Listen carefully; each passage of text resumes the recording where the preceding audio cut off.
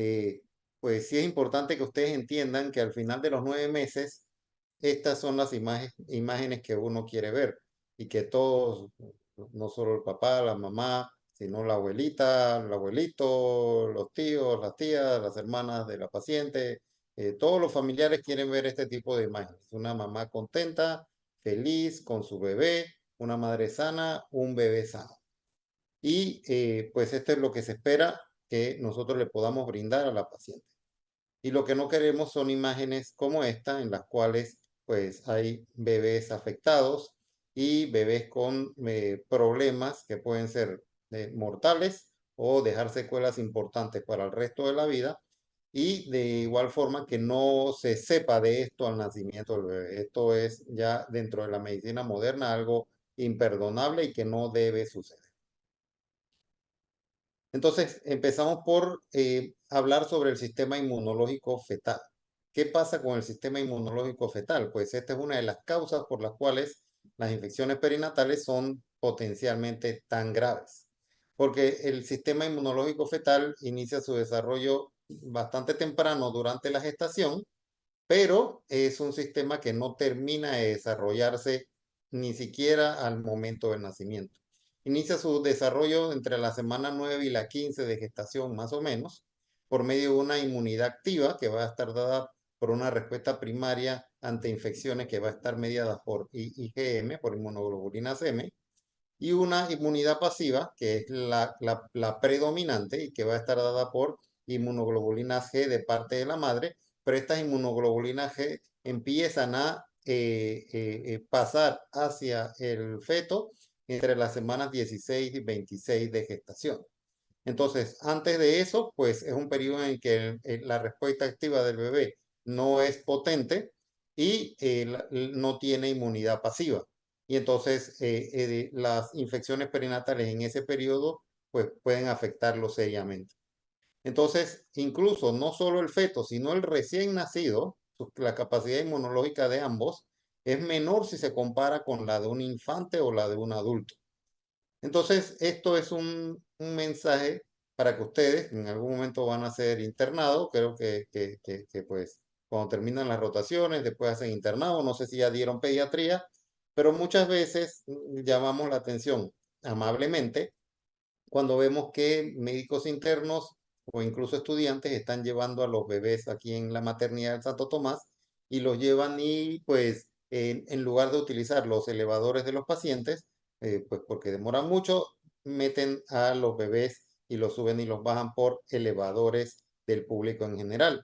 Entonces puede haber gente con alguna infección, vamos a ver cuáles son los síntomas de estas infecciones en el adulto, o puede que no tenga ningún síntoma teniendo la infección y puede entonces contagiar al bebé en el elevador simplemente por exponerlo de esa forma. Así que son cuestiones importantes que ustedes, aunque vean que hay otras personas que lo hacen, incluso personal de salud con más experiencia que lo hacen, pues tienen que cuidarse y precisamente por eso pues hay elevadores para pacientes, hay elevadores para la basura, hay elevadores para el público en general, para prevenir este tipo de problemas. La transmisión vertical, ¿qué es? Es el paso de la madre al feto o un agente infeccioso. Pero esto tiene que ser a través de tres posibles mecanismos, ya sea a través de la placenta. Si se da a través de la placenta durante el embarazo, pues esto es transmisión vertical. También puede darse durante la labor del parto. Hay gérmenes que se encuentran en el canal de parto y pueden infectar entonces al bebé cuando hay paso a través de el producto en el canal de parto. Por ejemplo, llámese el estreptococo del grupo B. No atraviesa la placenta, pero se encuentra en el canal de parto, infecta el canal de parto y cuando el bebé pasa por allí, pues puede producir una transmisión vertical o por la lactancia materna, por ejemplo, el caso del HIV puede transmitirse a través de la leche materna y por eso las madres con infección por virus de la inmunodeficiencia humana no dan lactancia materna. Esto es diferente a lo que pasaba con el COVID. En el COVID no se transmite el COVID ni por la placenta, por lo menos, bueno, puede transmitirse por la placenta, no se encuentra en el canal de parto, no se transmite, por lo menos no ha demostrado transmisión a través de la lactancia materna, pero cuando la madre con COVID daba lactancia materna, del bebé después estaba positivo por COVID. ¿Qué es lo que pasaba ahí? Que había una transmisión, pero era por vía respiratoria de la madre que no utilizaba la mascarilla adecuadamente y entonces traspasaba al bebé la infección por COVID y esto no se considera transmisión vertical. La infección neonatal, especialmente en sus etapas más tempranas, puede ser difícil de diagnosticar, debido a que los recién nacidos pues, con frecuencia no expresan síntomas clínicos. Y esto se debe a lo que comenté anteriormente sobre la inmunogenicidad disminuida del recién nacido, a lo inmaduro del sistema inmunológico fetal del recién nacido, y por eso pues no expresa los síntomas que pudiese expresarse un niño, un lactante, o un adulto. Pero hay algunos síntomas o signos que pueden llamarle la atención al neonatólogo para sospechar que pudiese existir una infección perinatal. Por ejemplo, la depresión neonatal al momento de nacer, los bebés que luego de nacidos tienen pobre succión o que presentan vómitos y distensión abdominal sin alguna explicación previa. Entonces, estos síntomas pueden llamarle la atención al neonatólogo y ahí empieza entonces a hacer los estudios para determinar si el bebé tiene alguna infección perinatal. Hay diversos factores que influyen en la transmisión vertical. ¿Cuál es, por ejemplo, la edad gestacional? Hablamos sobre cómo el sistema inmunológico y a partir de qué momento se empieza a desarrollar, cuándo empieza la inmunogenicidad pasiva proveniente de las IgM maternas. Entonces, definitivo que la edad gestacional es un factor importante para determinar el riesgo que tiene un producto de infectarse con una infección que tenga la madre. También dependiendo del tipo de germen, puede infectarse, eso lo vamos a ver ahora, con mayor riesgo en una edad gestacional, en un trimestre del embarazo, que en otro. La virulencia del patógeno también es importantísimo y dependiendo de esto, pues también puede haber un mayor riesgo de infección perinatal. El estado inmunológico de la madre gestante también representa un factor importante porque si la madre tiene un buen sistema inmunológico, entonces probablemente puede resistir mejor infectarse e infectar entonces a su producto. Una madre con algún grado de inmunodepresión, ya sea por desnutrición o por alguna otra enfermedad, pues también va a tener más riesgo de que su producto tenga una infección perinatal. La eficacia del tratamiento en la madre también es un factor que influye en pues determinar si el producto se puede infectar o no. También si existe tratamiento o no existe tratamiento para esa infección perinatal. Y si el proceso que se está dando es una primoinfección, si es una reactivación o si es una reinfección, eso también es un factor que afecta la mayor o menor transmisibilidad hacia el feto. ¿En qué situaciones podemos encontrar infecciones perinatales? Bueno, lo primero es que las busquemos. Y hay infecciones perinatales que nosotros buscamos. Hacemos tamizaje. Pacientes que no tienen ningún síntoma de infección perinatal, pero que durante su control del embarazo nosotros hacemos pruebas para determinar si la paciente tiene algún tipo de infección perinatal que esté en etapas tempranas y que podamos tratar de forma temprana para evitar infección perinatal, infección congénita en el recién nacido. Hay algunas enfermedades en las cuales no hay pruebas de tamizaje o no se realizan porque pues el costo-beneficio no han demostrado su efectividad, pero que la paciente entonces presenta una condición clínica que nos hace ver que la paciente puede tener una infección que puede ser potencialmente transmisible al recién nacido. También detectamos cuando hay pacientes que están asintomáticas, que no hay una prueba para detectar la infección perinatal, pero durante el control prenatal le hacemos un ultrasonido y encontramos anomalías en el producto. Entonces empezamos a investigar a esa paciente por infecciones perinatales. Por ejemplo, el hidrops, hay hidrops inmune y no inmune. Si hacemos la prueba y nos damos cuenta que no es inmune, entonces dentro de las causas no inmunes están las infecciones. Y digamos que todo eso falla, el neonatólogo encuentra alguna anomalía en el neonato y dice, pues esto es producto de una infección perinatal y vamos a investigar cuál puede ser. Así que estas son las formas en las cuales ustedes pueden encontrar infecciones perinatales. Antes, pues, si tengo que serles sincero, en la época en la que yo era estudiante, esto era un poquito más fácil. Eran los llamados TORCH, que era representaba lo que es la infección por toxoplasma, rubiola, citomegalovirus, herpes, sífilis, y después a finales de los 80 se le agregó la H, TORCH H, por el HIV. El doctor Osvaldo Reyes me pidió que no me metiera en lo que es el HIV porque ustedes tienen una clase solo de HIV, así que no voy a entrar en eso, pero de algo que eran los TORCH, pues pasó algo mucho más complicado que es esto.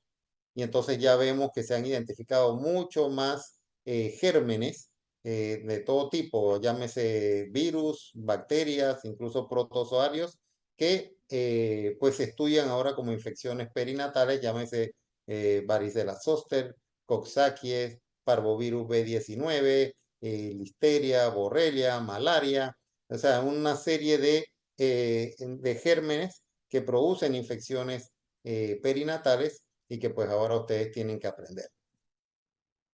Esto es la tarjeta de control prenatal, se llama historia clínica perinatal, y ahí se llena un montón de información que sirve para pues llevar el control de la paciente y en los casos en los cuales hay algún signo de alarma, entonces tomar las medidas necesarias para mejorar ese aspecto en la paciente.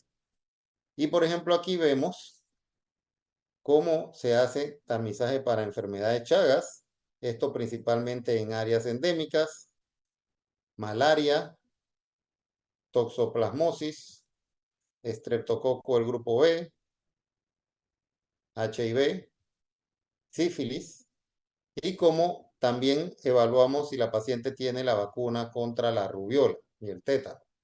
Entonces, toda esta información pues nos sirve a nosotros para, como les mencioné, detectar la paciente si tiene alguna anomalía y saber qué no puede ser, por ejemplo, en una paciente que tenga una vacunación adecuada contra rubiola, pues está protegida contra rubiola. Entonces, para hacerlo un poco más fácil, yo lo he dividido en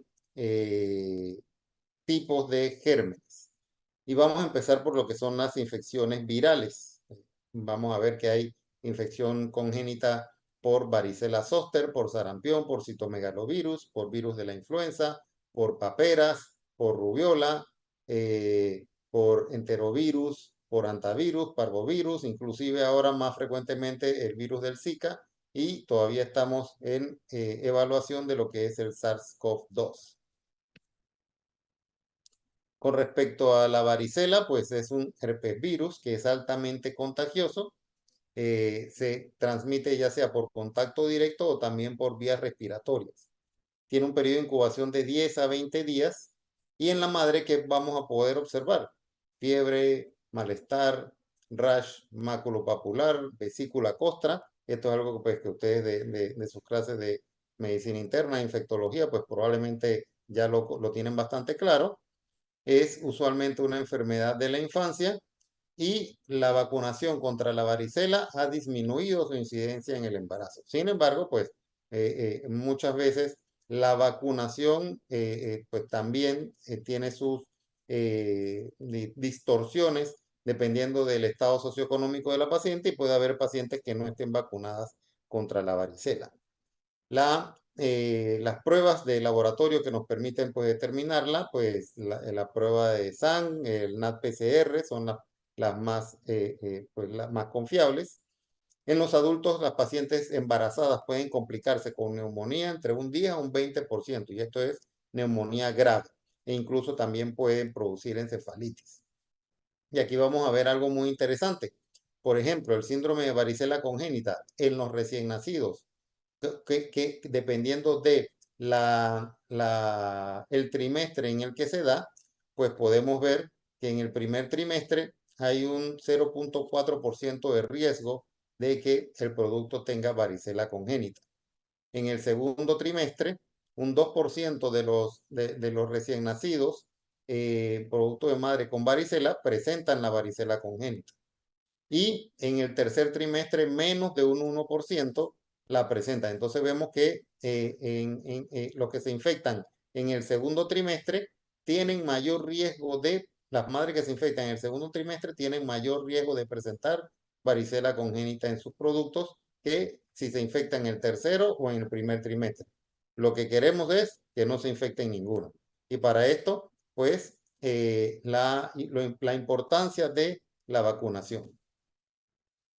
En el ultrasonido, ¿qué podemos encontrar? Podemos encontrar en los productos afectados hidrops, malformaciones cardíacas, restricción del crecimiento intrauterino, lesiones en extremidades, lesiones hiperecogénicas en el hígado, en el intestino y microcefalia también podemos encontrarlas.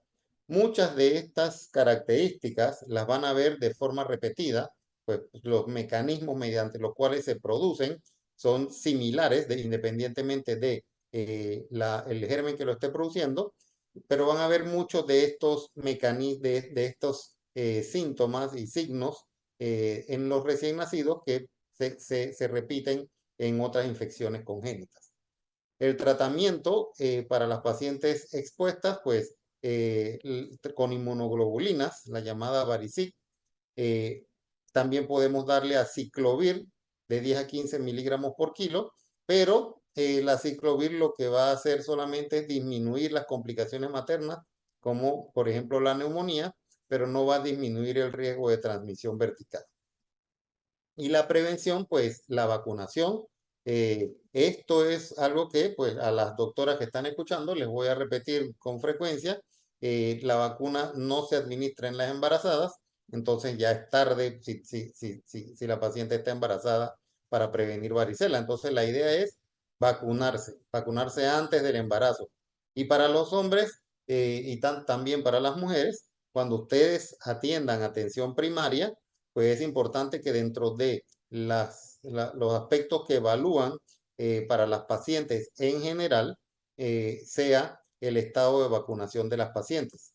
Entonces, solicitar a las pacientes, aconsejarlas sobre vacunarse para evitar que cuando estén en edad reproductiva o estando ya en edad reproductiva, evitar que cuando se embaracen puedan entonces infectarse con varicela y tener potenciales complicaciones graves, tanto maternas como fetales. Y obvio, pues, evitar contactos, pero esto a veces es complicado en el mundo en el que vivimos. Por ejemplo, aquí vemos una lesión en una de las extremidades, producto de la varicela congénita. Aquí vemos el hidrops, cómo se observa en el ultrasonido y cómo pues, se observa un hidrops en un producto ya nacido. Con respecto a la rubiola es un togavirus, RNA, se transmite por secreciones nasofaringeas, de un 80%, y usualmente pues puede verse como una enfermedad febril leve, con un rash maculopapular que inicia en la cara y se va a diseminar luego hacia el tronco y las extremidades. Puede presentar otros síntomas clínicos como artralgias, adenopatías y conjuntivitis y tiene un periodo de incubación de 12 a 23 días. Pero hay algo muy importante, eso es cuando se presenta sintomatología. Un 50% de las infecciones maternas son subclínicas, o sea, no hay síntomas en la paciente. O la paciente piensa que fue un resfriado y listo. Ya eso fue lo que no tuvo ninguna otra sintomatología. Entonces, por eso es que es importante proteger a los bebés y dar adecuada consejería a las madres. La infección materna durante el primer trimestre genera un significativo riesgo de aborto y si no se produce un aborto, aumenta el riesgo de malformaciones congénitas severas. Es por esto la importancia de pues, atender y entender y captar rápidamente a estas pacientes y promover lo que es la vacunación. Diagnóstico por serología, IgG o IgM, a nivel de lo que son los fetos, pues 90% de la infección congénita de los fetos durante el primer trimestre, si hay una infección durante el primer trimestre, 90% van a presentar rubiola congénita. Después de la semana 20 ya los defectos son un poco más raros. ¿Qué defectos podemos encontrar en estos bebés? Catarata o glaucoma congénito, retinopatía pigmentaria, microftalmia a nivel ocular. A nivel cardiovascular podemos encontrar ducto arterioso persistente, estenosis de la arteria pulmonar. Puede presentar de forma común sordera congénita, defectos del sistema nervioso central como microcefalia, retardo mental y del desarrollo, meningoencefalitis, pueden presentar también púrpura neonatal, ictericia, hepatoesplenomegalia y afectación ósea.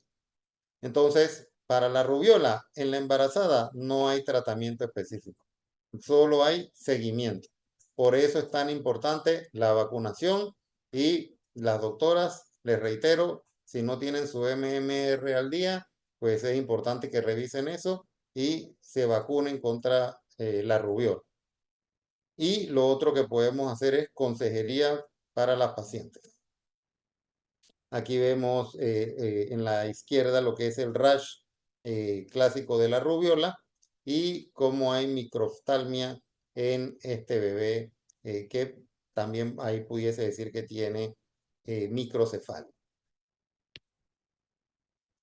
El citomegalovirus es algo muy importante, muy importante. Es un tipo de herpes virus y es tan importante porque es la causa más común de infección perinatal a nivel del primer mundo.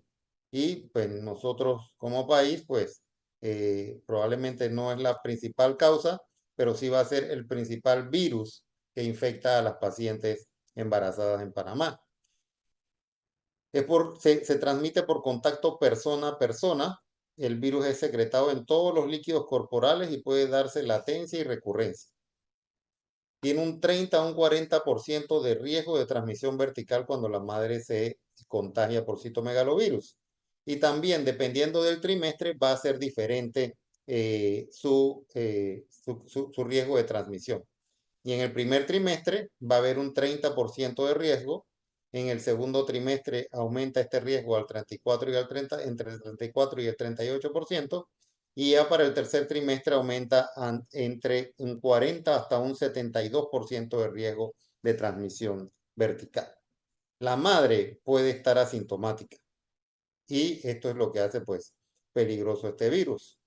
Y de un 10 a un 15% de las veces la madre puede presentar un cuadro parecido a una mononucleosis, una fiebre, una faringitis, algunas adenopatías, de pronto algo de poliartritis en algunos casos específicos, pero reitero, la mayoría de las pacientes puede pasar asintomática. Este es un cuadro en el que se les muestra cuál es la vía de lo que es la determinación de la infección por citomegalovirus en una madre. Existen pruebas como la IgG y la IgM que podemos realizar a la madre para determinar si tiene infección por citomegalovirus. Sin embargo, las normas internacionales no recomiendan el tamizaje universal. ¿Qué hallazgos sí podemos encontrar en el ultrasonido? Ven que se repite, hidrox, restricción del crecimiento intrauterino. A nivel del sistema nervioso central podemos encontrar ventriculomegalia, microcefalia, calcificaciones intracraneales. A nivel del sistema gastrointestinal podemos encontrar calcificaciones hepáticas o abdominales, hepatoesplenomegalia, ascitis. En el neonato se puede producir hipoacusia, retardo mental y motor, ictericia, púrpura y anemia hemolítica. Y no hay un tratamiento para la madre con citomegalovirus. Entonces, la prevención es importantísima, importantísima.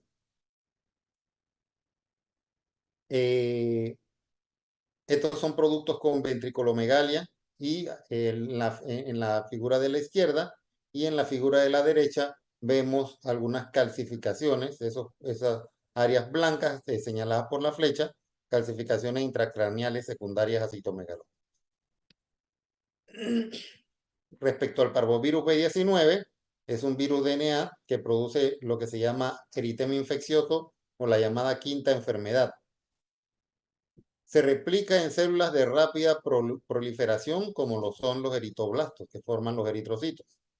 El 20 al 30% de las pacientes infectadas pueden pasar asintomáticas. Entonces vemos otra infección perinatal que las pacientes pueden pasar asintomáticas. Si la paciente tiene síntomas, pues ¿cuáles pueden presentar? Fiebre, cefalea y algunos síntomas de gripe. Y ante esto, pues en el control prenatal tenemos que interrogar a las pacientes cada control si ha tenido alguno de estos síntomas. ¿Has tenido gripe desde el último control hasta acá? No, perfecto. Sí, bueno, vamos a ver qué tuviste. Fiebre, cefalea, vamos a hacerte pruebas para descartar infecciones congénitas. Erupción a nivel de la cara, que luego se disemina a tronco y extremidades. Y ya vimos esto en una infección anteriormente. Puede asociarse a poliartrialgia asimétrica. Las IgM y las IgG se elevan de 7 a 10 días después de la infección. Entonces tenemos una forma de detectarlas de forma temprana.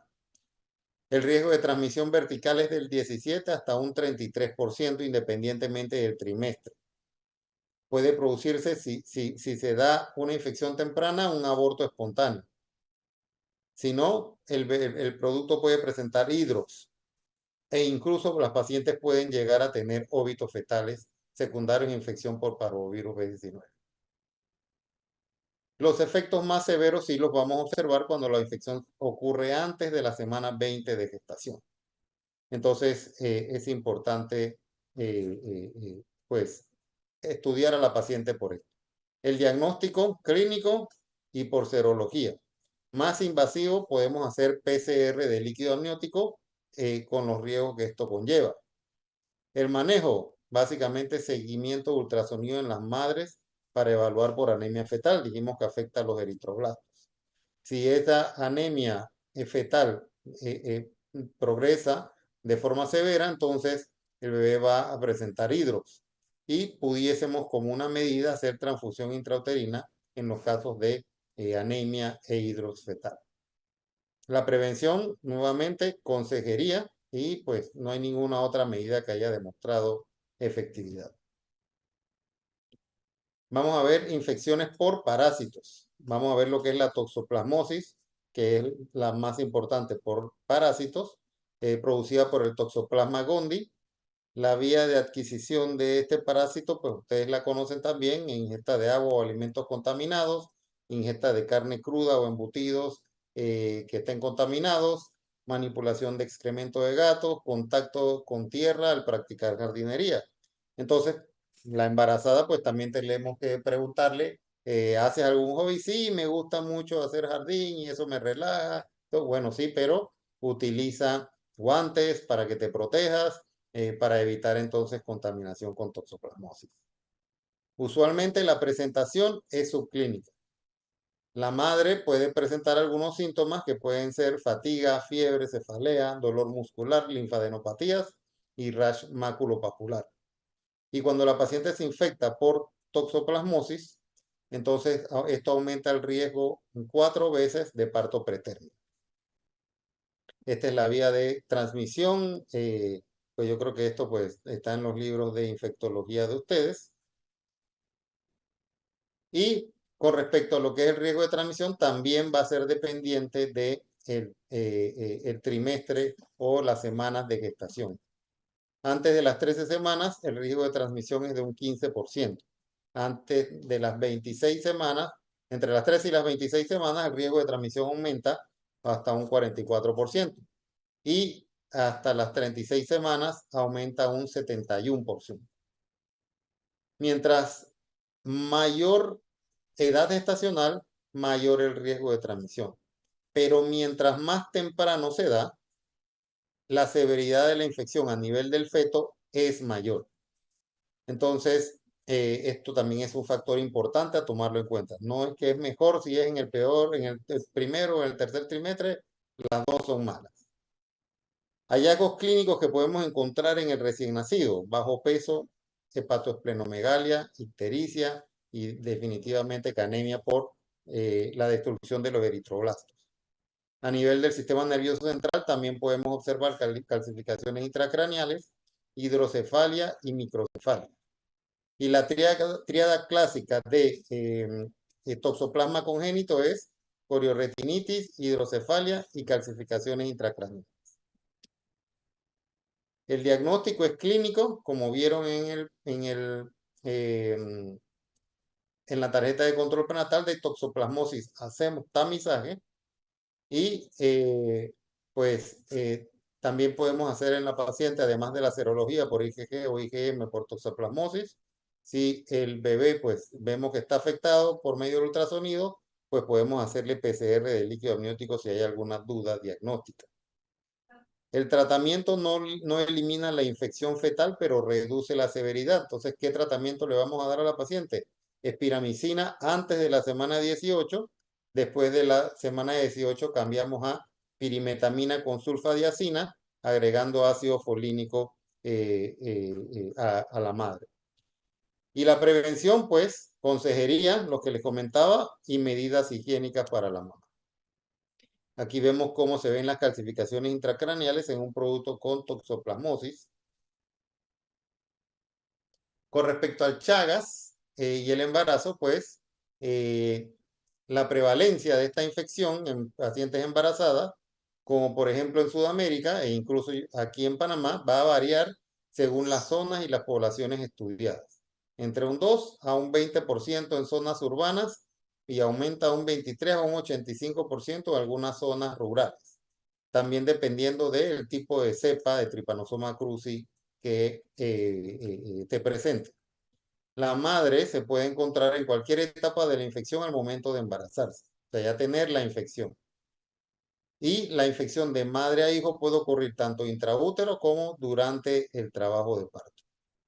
En la etapa aguda de la infección va a haber una parasitemia intensa y esto va a aumentar el riesgo de transmisión, o sea, cuando es primo infección. Estas gestaciones con prima infección pueden terminar en aborto, en mortinato, en partos pretérminos o en un recién nacido también enfermo. Aunque a veces puede haber casos en los cuales la madre con Chagas puede tener un recién nacido asintomático. A la madre no se le puede administrar el tratamiento antiparasitario normal, que es benzimidazol y nifurtimox. No se le puede administrar a la madre. Entonces esto es una limitante y por eso es importante pues eliminar el Chagas de las áreas sistémicas. Y vamos a terminar con lo que son las infecciones bacterianas. Vamos a empezar por la sífilis. Ya ustedes saben, producida por Treponema pallidum, tiene el riesgo de transmisión dependiendo del tipo de sífilis en el que la paciente tenga. En la sífilis primaria o secundaria, el riesgo de transmisión vertical es de 60 a 90%, alto. Si la paciente está en una fase latente precoz, tiene un riesgo de transmisión de 40% y si está en una fase latente tardía, tiene un riesgo de 10% de transmisión. Esta es una infección que es fácilmente tratable si la paciente no es alérgica a la penicilina y que podemos detectar también por tamizaje. Entonces es triste que nazcan bebés con sífilis congénita cuando es tan fácil su detección y están las herramientas para para detectarla y para darle tratamiento a la paciente. El diagnóstico es clínico, aunque pues muchas pacientes la detectamos con pruebas treponémicas y no treponémicas. Pues finalmente tenemos que hacer una prueba treponémica para confirmar el diagnóstico. El tratamiento: penicilina G benzatínica, 2.4 millones intramusculares cada semana durante 3 semanas. Y con esto el riesgo de sífilis congénita se va a reducir hasta 1 a 2%, un porcentaje importante. Entonces, esto es una infección que tenemos el deber de controlar. Signos prenatales sugestivos de infección por sífilis. Bajo peso cuando vamos con el seguimiento de la edad gestacional. Hidrops fetal, una placenta grande y edematosa. Funicitis necrotizante, intestino ecogénico o episodios de amenaza de parto pretérmino. Deben llamar la atención si la paciente no tiene prueba de sífilis, entonces es importante que investiguemos si encontramos algo de esto. Incluso donde realizarse la prueba de sífilis es importante. Eh, eh, hemos tenido pacientes que sus dos pruebas de control de BDRL salieron negativas y de pronto en el nacimiento el bebé, el neonatólogo detecta que pues algunos síntomas lo hacen llevar a pensar que el producto tenía infección perinatal y resultó ser que cuando le hacen BDRL al producto sale altamente positivo. ¿Y qué fue lo que sucedió? Cuando se hizo la investigación, la paciente se hizo las pruebas de BDRL en una clínica cerca de su casa y en esa clínica no tenían los mejores controles de calidad y entonces por eso las pruebas les estaban dando negativas en la paciente que cuando después se le hizo la prueba aquí en el hospital le salió positiva a la paciente y al bebé en el hospital del niño. Entonces, esa recomendación que se le dé a los pacientes, que se haga las pruebas de tamizaje en laboratorios, pues que tengan un adecuado control de calidad, pues también es importante, porque la paciente pues siempre va a buscar lo más económico. Con respecto al estreptococo del grupo B, o estreptococo agalactiae, se encuentra en el tracto gastrointestinal o genitourinario de un 20 a un 30% de las embarazadas. Es el principal agente infeccioso en lo que a morbilidad y mortalidad infantil se refiere, y por esto la importancia de tamizarlo. Como vieron, este germen también está dentro de los gérmenes que se tamizan en la tarjeta en la historia clínica perinatal. El estreptococo del grupo B está asociado con parto pretérmino y todo lo que el parto pretérmino conlleva en gastos y secuelas para el recién nacido. También está asociado con ruptura prematura de membrana, con corioamnionitis y con sepsis neonatal de forma importante. Puede haber transmisión ante o intraparto. Aquí vemos las recomendaciones para lo que es el screening de estreptococo del grupo B, hacer el screening al 35 al 37%, a la semana, entre la semana 35 y la semana 37 de gestación, y ahí ven si pues son observadores con respecto a lo que les acabo de decir. Ya ahí hay algo que no cuadra mucho, que si se asocia con amenaza de parto pretérmino, ¿por qué espero hasta la semana 35, hasta la 37 para hacer eh, el tamizaje? Porque pues no es costo efectivo hacerlo antes de eso. Porque el tratamiento lo vamos a dar cuando la paciente inicia la labor de parto. Entonces, si el cultivo sale positivo y la paciente inicia labor de parto, allí es donde le iniciamos el tratamiento.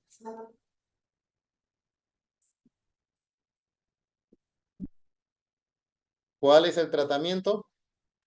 Penicilina G, 5 millones de unidades intravenosas y después 2.5 a 3 millones unidades intravenosas cada 4 horas hasta que termine el parto.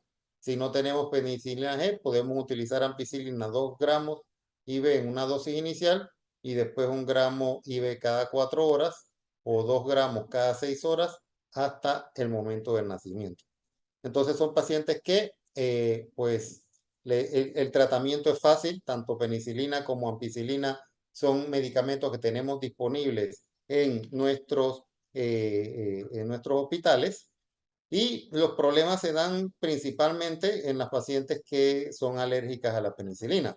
No lo había mencionado, pero en la sífilis, ninguno de estos que vemos aquí para el estreptococo B nos sirve para el tratamiento de sífilis. Entonces, tenemos que hacer un proceso de desensibilización de la paciente que requiere también un intensivista, un obstetra crítico para vigilar ese paso.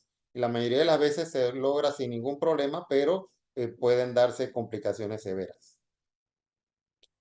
Con respecto a antivirus, Zika y COVID, pues hay experiencia sobre estos gérmenes que son más nuevos. El antivirus es un virus RNA, tiene grado variable de transmisión transplacentaria y puede producir muerte materna, principalmente por síndrome de distrés respiratorio del adulto, puede producir óbito fetal, puede producir parto pretérmino, defectos del sistema nervioso central como microcefalia. El Zika también es un germen que está en algunas áreas endémicas, puede producir fiebre, artralgia, incluso síndrome de Guillain-Barré, y va a producir principalmente en el recién nacido alteraciones en el sistema nervioso central, y esto lo vimos con las primeras publicaciones de Zika en Brasil. Eh, y pues recordar que pues los agentes transmisores, nosotros tenemos que cooperar para disminuir criaderos, para disminuir la posibilidad de transmisión de los mosquitos que transmiten el Zika. Y con respecto al COVID, pues todavía se está generando evidencia sobre sus efectos en el embarazo. Hasta el momento pareciera que no existe transmisión congénita. Sin embargo, incluso aquí en Panamá se han hecho estudios sobre la afectación placentaria del virus del COVID. Y se ha demostrado que el virus del COVID puede afectar la placenta, incluso penetrarla, llegando hasta la cara fetal de la placenta, hasta el amnios. Incluso puede existir, se ha podido detectar virus de COVID en líquido amniótico. Pero el hecho de la afectación en el recién nacido todavía no ha podido pues ser demostrada directamente. Han habido recién nacidos a los cuales se les ha hecho prueba de COVID y salen positivas, pero todos han tenido algún grado de duda sobre que esa transmisión no haya sido vertical, sino ya luego por vía respiratoria, luego de que el bebé nació. Así que esto es lo que quería presentarles. Si tienen alguna pregunta, con gusto puedo contestarles. Sí, doctor. Una preguntita. Realmente es más como de perspectiva. Nosotros hemos visto que la prevención, por supuesto, que es el pilar de que no se den complicaciones por enfermedades perinatales, especialmente en bebés. Sin embargo, existe, como le digo, en especial en la sífilis, por ejemplo, que nosotros le hacemos el tamizaje a la madre, sale positiva, se le puede tratar, se le tiene que comprobar que esté negativa luego, ¿verdad? Luego de ser tratada. Sí, Pero luego de eso, si no me equivoco, las pruebas se siguen haciendo no treponémicas. correcto. Entonces, BDRL. el BR le va a seguir siendo positivo porque alguna vez fue infectada. Sí. Sí, Entonces, allí el número de diluciones te va a indicar el grado de efectividad del tratamiento. Y en términos generales, el tratamiento pues es bastante efectivo, bastante eficiente.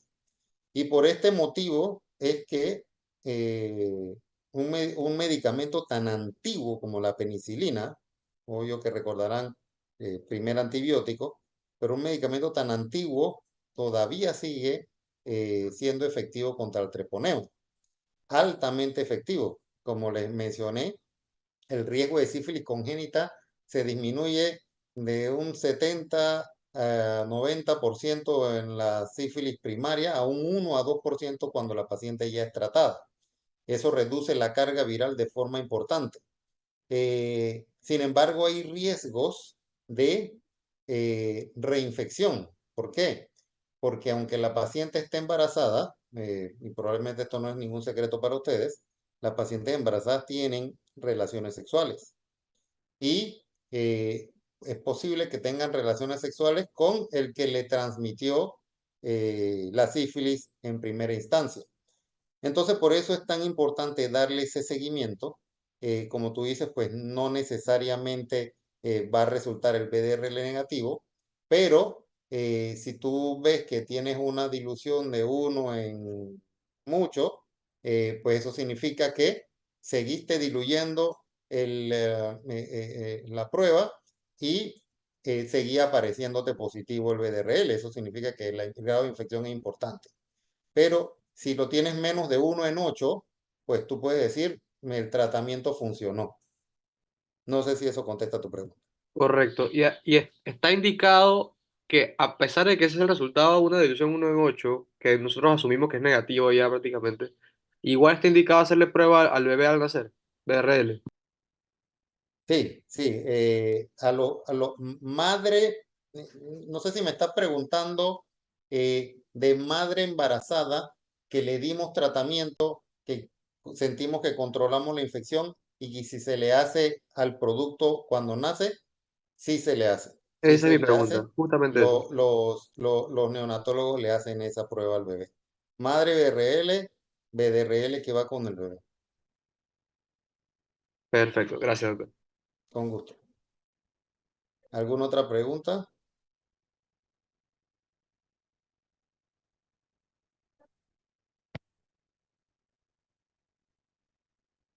¿No? Bueno, entonces, si no hay más preguntas, le agradezco el tiempo. Nuevamente me disculpo. La verdad, desconocía que tenía la clase con ustedes ayer y aunque el doctor coordinador del grupo me escribió temprano, pues esto aquí ayer estaba un poquito complicado y no pude ver el teléfono hasta más tarde. Así es que les agradezco la presencia y entonces me despido. Que tengan No se buena tarde. preocupe, doctor. Gracias. Hasta Gracias, luego. doctor.